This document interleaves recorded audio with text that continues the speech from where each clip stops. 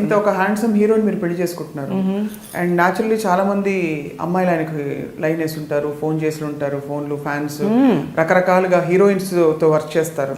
And industry కొంచెం అంటే అప్పట్లో చెప్పేవాళ్ళు దట్ ఇండస్ట్రీలో ఆ ప్రాక్సిమిటీ వల్ల రిలేషన్షిప్స్ తొందరగా ఏర్పడిపోతాయని చెప్పేసి. అంతే కదా, హీరో హీరోయిన్స్ మధ్య కావచ్చు. అప్పుడే కాదు ఇప్పుడు ఎప్పుడన్నా అంతే అది. బట్ ఎప్పుడు మీరు ఇన్సెక్యూర్ ఫీల్ అవ్వలేదు ఒక స్త్రీగా? అస్సలు లేదు. అంటే మీ మీద ప్రేమ తగ్గిపోతుందని అట్లా లేదు, ఎప్పుడు నాకు అనిపించలేదు. నేను ఒకటి ఏంటంటే బేసికల్గా నేను చాలా స్ట్రాంగ్గా నేను చాలా స్ట్రాంగ్గా బిలీవ్ చేసుకుంటా ఒకటి.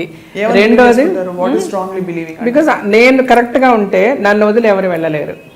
నా పిల్లలు అవనివ్వండి, నా హస్బెండ్ అవనివ్వండి, నా ఫ్రెండ్స్ అవనివ్వండి. నేను కరెక్ట్గా ఉన్నంత వరకు, నా సైడ్ నుంచి ఏ ఇన్కన్వీనియన్స్ లేనంత వరకు, నేను వాళ్ళని అర్థం చేసుకున్నంత వరకు, నేను వాళ్ళకి ఒక అవకాశం ఇవ్వనంత వరకు వాళ్ళు ఎలా వెళ్తారు? ఎక్కడన్నా ఏ రిలేషన్షిప్లోనన్నా ప్రాబ్లం వచ్చిందంటే ఏదో ఒక అవకాశం వాళ్ళకి కల్పించడం వల్లనే వస్తుంది. అది వైఫ్ అండ్ హస్బెండ్ అవనివ్వండి, పిల్లల మధ్య అవనివ్వండి, ఏమన్నా అవనివ్వండి. మనం అండర్స్టాండింగ్గా, మనం కాంప్రమైజింగ్గా వెళ్ళిపోతూ ఉంటే గొడవలే రావు. గొడవలు రానప్పుడు వాళ్ళు మనకి దూరం అయిపోతారన్న భయము ఉండదు. నేను ఎప్పుడు అదే బిలీవ్ చేస్తా, అదే ఫాలో చేస్తా. ఇంతవరకు నేను సక్సెస్ఫుల్గానే ఉన్నా. సో నాకు ఎప్పుడు కూడా ఇన్సెక్యూరిటీ అనిపించలేదు. అదే నేను చెప్తున్నా మీకు, రాజశేఖర్ గారి దగ్గర నాకు నచ్చింది అదే. ఆయనకి ఫ్యాన్స్, అమ్మాయిలు, అభిమానులు ఎవరున్నా కూడా నాతో డిస్కస్ చేయకుండా, నాతో చెప్పకుండా ఏ ఇష్యూ ఉండదు. ఒకవేళ ఒక అమ్మాయి ఫోన్ చేసి మీరు నా దగ్గరికి రండి అని అన్నా కూడా నాతో ఆయన చెప్తారు. ఇట్లా పలానా అమ్మాయి ఒక ఫోన్ చేసి ఇట్లా నాకు ఫోన్ చేసింది తెలుసా అన్నది కూడా. చాలా ఇన్సిడెంట్స్. అది ఒకరోజు అయితే ఆయన కంగారు ఒంగోలులో మేము షూటింగ్కి, అప్పటికి ఇంకా మా పెళ్ళి కూడా కాలే. బట్ అదే నేను చెప్పాను కదా, వి ఆల్వేస్ ఎప్పుడు అనుకునేవాళ్ళు మన ఇద్దరం పెళ్లి చేసుకుంటే బాగుంటుంది, కానీ పెళ్లి చేసుకోవడానికి అందరూ ఒప్పుకోవాలి.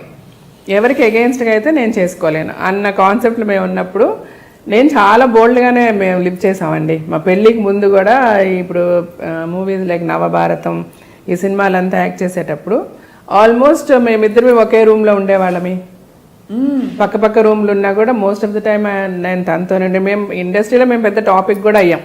చాలా మంది మా గురించి మాట్లాడుకోవడం కూడా జరిగింది. పెళ్ళి అవుతుందో లేదో మళ్ళీ మన నవ్వుల పాలు అయిపోయామే 10 మందిలో అని నేను ఎప్పుడు అనుకోలే. నేను అంటే ఎక్కడ ఏ రోజు నేను అనుకోలే. మా మదర్తో కూడా, మా మదర్ చాలా బాధపడేవారు, మా ఫాదర్ బాధపడేవాళ్ళు. ఇట్లా ఏంటి ఇంటర్వ్యూస్ అంత పేపర్లో ఇట్లా ఇస్తున్నారు రాజశేఖర్, వాళ్ళ అమ్మాయి వాళ్ళు చెప్తే వాళ్ళని చేసుకుంటానని, మరి మీరు ఇద్దరు ఇట్లా తిరుగుతున్నారు అనేవారు ఆయన. సో నేను ఒకరోజు మా పేరెంట్స్కి చూసి చెప్పేశాను, మమ్మీ ఇంతే. తను అది నాకు ముందే చెప్పాడు. సో వెదర్ ఆయన వేరే పెళ్లి చేసుకున్నా చేసుకోకపోయినా, నేనైతే తను పెళ్లి చేసుకోకుండా మేము ఇలాగే ఉంటాం, మా రిలేషన్షిప్ ఇలాగే ఉంటుంది. There will be no change in ఆ రిలేషన్షిప్. బట్ అది ఇంకో అమ్మాయి వచ్చి ఉంటే అంటే అప్పుడు ఒకవేళ అమ్మాయి యాక్సెప్ట్ చేయకపోతే maybe we would have been good friends. అది తన ఇష్టము, ఆయన ఏం చెప్పుకుంటారో ఎట్లా చేసుకుంటారో అది తన సోల్మేట్స్ అని మీకు ఫీల్ అయ్యారు. అంతే, నేను అలాగే ఫీల్ అయ్యి, తను అలాగే ఫీల్ అయ్యారు. తను యాక్చువల్గా అట్ వన్ టైం చాలా ఒక ప్రపోజల్ అంతా ఓకే అయిపోయి, వాళ్ళ ఇంట్లో వాళ్ళకంతా ఓకే అయిపోయి, పెళ్లి రాజశేఖర్కి వేరే అమ్మాయితో అంతా ఫిక్స్ అయిపోయింది. ఫిల్మ్ ఇండస్ట్రీలోనే, నేను పేరు అయితే చెప్పదలుచుకోలేదు, నాట్ అన్ యాక్ట్రెస్. బట్ అంతా ఫిక్స్ అయిన తర్వాత కూడా వాళ్ళ బ్రదర్ ఇన్ లా, అంటే రాజశేఖర్ గారు was not very happy, but వాళ్ళ బ్రదర్ ఇన్ లా వాళ్ళంతా కూడా వచ్చి నాకు చెప్పారు. I said fine, I'm prepared for this. Film ఇండస్ట్రీలోనే, but not actress, not an actress.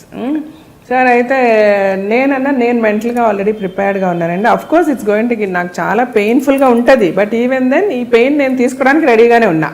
ఎందుకంటే నేను ఆల్రెడీ మెంటలీ ప్రిపేర్డ్, నాకు ఇది జరుగుతుంది అని చెప్పి. అండ్ నేను చెప్పాను, ఆయన రాజశేఖర్ గారు కూడా, తను కూడా ఒక లెవెల్కి కన్విన్స్ అయ్యి, ఆ పెళ్ళి అనేది ఆల్మోస్ట్ ఇంక పెళ్ళి వాళ్ళు వీళ్ళు మాట్లాడుకోవాలి అన్నీ అయిపోయాయి, 2 ఫ్యామిలీస్ కలవడం చేయడం అంతా. బట్ తర్వాత ఒక 1 డే ఆ అమ్మాయి నన్ను, అంటే తను నాతో చదివింది స్కూల్లో, నాకు 1 year సీనియర్ అమ్మాయి. ఎవరో చెప్పచ్చు కదా? చెప్పలేదు, చెప్పకూడదు, దట్స్ నాట్ నైస్. సో అయితే తను ఒకరోజు రాజశేఖర్ గారు ఫోన్ చేసి తను నేను కలవాలంటుంది. మా సినిమా స్టోరీలా ఉంటుంది మరి యాక్చువల్గా. So early morning 5 o'clock 6 o'clock ఏదో గుడికి వెళ్దాం అనుకున్నా. వాళ్ళిద్దరు వచ్చారు, నేను వెళ్ళాను. మేము గుడికి వెళ్ళాము. ఎప్పుడు లైక్ ఆయనకు ఒక కారు ఉంది, యాంబీ అనమాట, అప్పుడు తను యూజ్ చేసేది. సో తను ఫ్రంట్లో నేనే కూర్చునేదాన్ని ఎప్పుడు నార్మల్గా. ఆ రోజు మటుకు ఆ అమ్మాయి కూర్చుంది, నేను వెనక్కి కూర్చున్నాను. మేము వెళ్ళాము, గుడికి వెళ్ళాము, చూసాము, అన్నీ అయింది. హలో అంటే హలో, నేను చెప్తున్నాను కదా, హలో అంటే హలో అనుకున్నా. మా ఇంటికి నేను వెళ్ళిపోయాను. I fell very sick. తర్వాత నాకు చాలా అంటే ఎవరితోనూ షేర్ చేసుకోలేము. అట్ ద సేమ్ టైం ఇద్దరికీ పెయిన్ ఉంది. నేనైతే చాలా హై ఫీవర్ వచ్చేసింది. ఒక 1 full day నేను రాజశేఖర్ గారికి కూడా ఫోన్ చేయలేదు. తర్వాత మా మదర్ షీఈ్ వెరీ అండర్స్టాండింగ్, మా మమ్మీ అయితే. సరే ఆవిడైతే she no more now, I miss her a lot. సరే అయితే తను షీ కాల్డ్ హిమ్ అనమాట. ఆయనకి ఫోన్ చేసి ఇట్లా జీవిత ఈజ్ వెరీ సిక్ అని అంటే వెంటనే వచ్చి then is being a doctor medication అది ఇచ్చారు చేసి then he stayed with me for a while and then he went away. సరే ఇది జరిగింది. తర్వాత మేము ఇద్దరం ఒక సినిమాలో కూడా యాక్ట్ చేసాం. ఇంకా పెళ్ళి మాటలన్నీ జరుగుతున్నాయి. ఆ అమ్మాయికి నాయనకి ఎప్పుడు పెళ్ళి ఏంటి అంతా. ఇంద్రధనుస్ అనే మూవీ చేసామన్నమాట. అందులో చూస్తే నేను చాలా సిక్కుంటా. మీరు if you watch the movie now after this interview will know. అంటే చాలా సన్నగా ఒకలాగా చాలా పేల్గా ఉంటానన్నమాట. I will be very sick in that film. ఇద్దరమే యాక్ట్ చేస్తున్నాము, ఇద్దరికి అన్నీ తెలుసు, like you know he's going to get married అంతా. బట్ ఆ అమ్మాయి ఏంటంటే సడన్గా one day he was very tensed. Shoot అయిపోయిన పక్క రూమ్లో ఉంటాం కదా, చాలా టెన్స్డ్. ఏంటి ఫోన్లో వెళ్తున్నారు, మాట్లాడుతున్నారు, వస్తున్నారు అంతా. So then I asked him ఏంటి ఏమైంది, వాట్ ఈస్ ద ప్రాబ్లమ్ అని అంటే no we have an issue. వాళ్ళ పేరెంట్స్, ఆ అమ్మాయికి నేను నీ గురించి చెప్పాను కదా, ఈ అమ్మాయి వాళ్ళ పేరెంట్స్కి చెప్పి so then now she insist me that మన ఇద్దరు మీ పెళ్లి చేసుకోవాలంటే hereafter you should not, నువ్వు జీవిత గారితో మాట్లాడకూడదు, మీరు తనతో యాక్ట్ చేయకూడదు, ఇవన్నీ చెప్పారు మా పేరెంట్స్ చెప్తున్నారు. ఎందుకంటే అలా వదిలేస్తే అది మళ్ళీ ప్రాబ్లం అయిపోతుంది ఫ్యూచర్లో ఇలాగన్నారు. సో నేనైతే చెప్పేశాను చాలా క్లియర్గా, అది ఇంపాసిబుల్, నా లైఫ్ని మీరు డిక్టేట్ చేయొద్దు. యాజ్ ఎ వైఫ్ మీకు ఏ ప్రాబ్లము రాకుండా నేను చూసుకుంటాను. అది నా సైడ్ నుంచి ఏదైనా తప్పు జరిగిన రోజు మీరు మాట్లాడండి. ఈరోజు మీరు వాళ్ళతో మాట్లాడద్దు, వీళ్ళతో మాట్లాడద్దు అని డిక్టేట్ చేయడం కరెక్ట్ కాదు. అండ్ నేను ముందే నీకు అమ్మాయి జీవితం తీసుకెళ్ళాను, మీకు పరిచయం చేశాను, మా రిలేషన్షిప్ చెప్పాను, అన్నీ నీకు చెప్పాను. అండ్ చదువుకున్న అమ్మాయి నువ్వు ఇట్లా చేయడం కరెక్ట్ కాదని నేను మాట్లాడుతున్నాను. నేను రైటా రాంగ్ అని అడిగారు ఆయన. I said right or wrong చెప్పే పరిస్థితులు అయితే నేను లేను. ఫస్ట్ ఆఫ్ ఆల్ మీరు ఏ డెసిషన్ తీసుకున్నా ఇట్స్ ఓకే నాకు, because you don't trouble yourself. మీరైతే ట్రబుల్ అవ్వద్దు, దీని గురించి ఎందుకు టెన్షన్.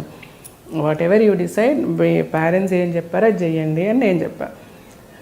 తర్వాత చాలా జరిగింది. నేనైతే తర్వాత మళ్ళీ కానీ నేను వెళ్ళి పడుకుని పోయాను. నెక్స్ట్ డే మార్నింగ్, ఆ రోజు నైట్ అంతా ఈయన మాట్లాడుతూనే ఉన్నారు ఆ అమ్మాయితో ఫోన్లో అని మా వాళ్ళు చెప్పారు, మా మేనేజర్లు వాళ్ళు వీళ్ళంతా. So then next day he told me, నేనైతే ఒప్పుకోలేదు. సో దెన్ వాళ్ళకి ప్రాబ్లం ఉందంట, అమ్మాయిని అమెరికా పంపించేశారు అని చెప్పారు. సరే ఓకే, మీరేం చేయాలనుకుంటున్నారంటే నేను అమ్మాయితో ఓపెన్గా చెప్పేసి, నువ్వు నీ పేరెంట్స్ నువ్వు డెసిషన్ తీసుకో. అమ్మాయికి యాక్చువల్గా ఈ ప్రపోజల్ వచ్చింది, ఆ అమ్మాయి చాలా ఇష్టపడి ఈయన చేసుకోవాలని చాలా పెద్ద లెవెల్లో వచ్చే మాట్లాడారనమాట. సో ఈయనకి బాగా తెలుసు ఆ అమ్మాయికి ఆయన అంటే ఇష్టమని. సో నా వరకు అయితే నీకు ఏ అష్యూరెన్స్ అయితే నేను ఇచ్చానో అవన్నీ ఓకే. అలాగే మా పేరెంట్స్కి కూడా ఇష్టం కాబట్టి ఐ విల్ మ్యారీ యూ, నేను కేర్ఫుల్గా నేను చాలా బాగా చూసుకుంటా. బట్ జీవిత విషయం నేను ముందు నుంచి నీకు చెప్పిందే. తను ఎప్పుడు కూడా నాకు మంచి ఫ్రెండ్గా ఉంటుంది. మా రిలేషన్షిప్ ఎంతవరకు ఉంటుందని అది నీకు అనవసరం. మేబీ నేను తర్వాత కూడా తనతో మాట్లాడినేమో, అది వేరే. బట్ నాకు అది కండిషన్గా పెడితే నాకు నచ్చదు. అది నాకు I cannot take it. So you take a call, నీ పేరెంట్సా నేనా అని నేను చెప్పేశాను. తను వాళ్ళ పేరెంట్స్ మాట విని యూఎస్ వెళ్ళిపోయింది. ఫర్గెట్ ఇట్ అన్నారు ఆయన, అంతే. ఆ తర్వాత మామూలుగా మేము 2-3 ఫిల్మ్స్ యాక్ట్ చేసాము. మగాడు టైంలో ఈ మెట్ విత్ అన్ యాక్సిడెంట్. ఆ యాక్సిడెంట్ అయితే వాళ్ళ ఫ్యామిలీ. సో ఐడియా ఎక్కడి నుంచి వచ్చింది, పెళ్లి చేసేసుకోండి మీరు ఇంకా చాలు అనేసి? పెద్దవాళ్ళు చెప్పారా? వాళ్ళే చెప్పారు. వాళ్ళే అంటే ఇంకా యాక్సిడెంట్ తర్వాతనే హాస్పిటల్లోనే ఉన్నారు ఆయన. ఆల్మోస్ట్ 1 month 1.5 month హాస్పిటల్లో ఉన్నారు. తనతో నేను హాస్పిటల్లోనే ఉన్నా. ఆ తర్వాత ఇంకా హాస్పిటల్ నుంచి డైరెక్ట్గా వాళ్ళ ఇంటికే తీసుకెళ్ళాను. నేను మా ఇంటికి కూడా పంపేలా. వెంటనే పెళ్ళి అని అనుకున్నారు. బట్ ఆయనకు ఆల్మోస్ట్ 1 year అయింది కోలుకోవడానికి, రాజశేఖర్ గారికి. He was almost on crutches for about 7-8 months crutches మీదే ఉన్నారు తను. అప్పుడంతా నేను వాళ్ళ ఇంట్లోనే ఉన్నా. టోటల్ ఇంకా తను టేక్ కేర్ చేసిందంతా నేనే, నాకే వదిలేశారు మొత్తం. తర్వాత తనకు బాగా అయిన తర్వాత పెళ్ళి అని అనుకున్నాము. ఆ లోపల మా ఫాదర్ చనిపోయారు. ఇంకా మళ్ళీ 1 year ఆగి పెళ్లి చేసుకున్నాం అన్నమాట.